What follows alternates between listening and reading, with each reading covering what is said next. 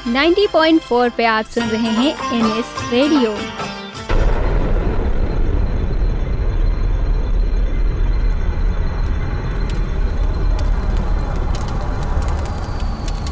दहेज प्रथा पर कहानी लेकर हाजिर हूँ। कहानी का नाम है दहेज कभी खुशियों की गारंटी नहीं दे सकता। कहानी शुरू करते हैं। एक सुंदर सी कन्या अनामिका कॉलेज में अपना ग्रेजुएशन पूरा करती है। तभी उसकी मुलाकात एक लड़के राहुल से होती है। राहुल भी बहुत स्मार्ट और माता पिता का आज्ञाकारी बेटा है। दोनों एक दूसरे को पसंद करने लगते हैं। दोनों का ग्रेजुएशन पूरा होता है। राहुल अपने शहर में जॉब करने लगता है और लड़की भी एक अच्छी जॉब कर रही है। दोनों ने निर्णय लिया कि अब माता पिता से शादी की बात करने का वक्त आ गया है। लेकिन परेशानी ये है कि दोनों की कास्ट अलग अलग है। अनामिका ब्राह्मण है और राहुल राजपूत। राहुल के समाज में दहेज बहुत ज़रूरी है, जो कि नगद में होता है। उसके अलावा कई तरह के गिफ्ट्स और गहने की भी मांग की जाती है। राहुल ने अनामिका को ये स्थिति स्पष्ट की और कहा, घर वालों को मनाओ, अगर तुम सभी मांगे पूरी करवाती हो तो मेरे माता पिता तुम्हें पलकों पर बैठाएंगे। अनामिका ने अपने माता पिता से ये बात कही। अनामिका के माता पिता को ये बात पसंद नहीं आई थी, पर अनामिका की जिद थी कि अगर मुझे दहेज दोगे तो मेरी इज्जत बढ़ेगी। अनामिका के माता पिता सक्षम भी थे। बिना मांगे भी अनामिका को बहुत कुछ दे सकते थे, पर उन्हें इस तरह दहेज की मांग करने वाले लोग पसंद नहीं आ रहे थे। लेकिन माता पिता अनामिका की खुशी चाहते थे। उन्हें ये डर था कि कहीं उनकी बेटी ये ना सोचे कि वे अपनी बेटी को कुछ देना नहीं चाहते। इसीलिए सभी शर्तें मान ली।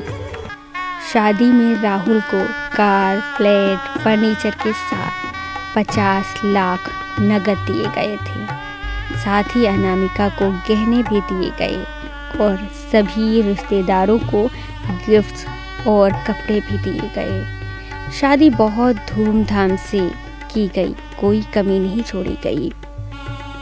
अनामिका को मन ही मन ये गुमान था कि कास्ट अलग होने के बावजूद माता पिता ने उसकी शादी ससुराल के हिसाब से की। अनामिका को विश्वास था कि उसे बेटी बनाकर रखा जाएगा। उसे वही प्यार दिया जाएगा जो उसके माता पिता ने दिया, क्योंकि उसने अपने ससुराल का मान रखा है। अनामिका ने अपने घर से ससुराल विदाई ली। ब्राह्मण कन्या राजपूत घर की बहू बनी। ससुराल में बहुत ज़्यादा पर्दा प्रथा थी। बहू को मनचाहा खाने तक की स्वतंत्रता न थी, कितनी भी भूख क्यों ना हो। घर की बहू सबके खाने के बाद ही खाएगी। यहाँ तक कि उसे घर के पुरुषों के सामने बैठने की इजाज़त तक न थी। अनामिका ने इस बात पर ऐतराज़ दिखाया, पर उसकी किसी ने ना सुनी। राहुल ने भी ये बोलकर मुंह फेर लिया कि ये तो परंपरा है। अनामिका को जो गुमान था वो धरा का धरा रह गया। उसे अपने माता पिता की बात याद आई। जब उन्होंने समझाया था तो वो उनसे बहुत लड़ी थी। उसने ससुराल में बात रखने का फैसला किया।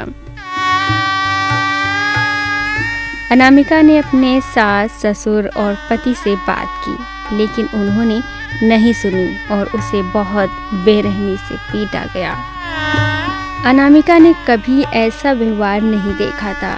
उसे जिस लाए हुए दहेज पर घमंड था वो चूर चूर हो गया था।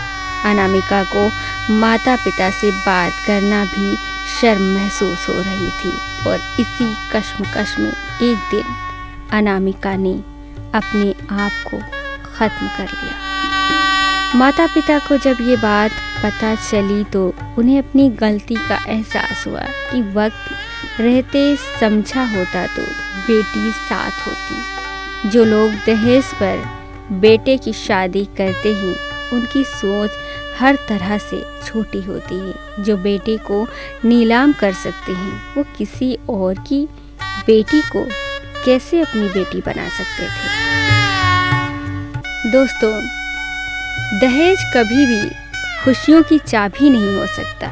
ये बात सभी को समझनी होगी। इस दहेज प्रथा की कहानी में आपने सुना कि माता पिता ही नहीं, लड़की की सोच भी दहेज को सपोर्ट कर रही थी। कई बार लड़कियों को दहेज का गुमान हो जाता है, पर जो लोग लोभी होते हैं वो कभी अच्छे नहीं हो सकते। ये बात सबको समझने की ज़रूरत है।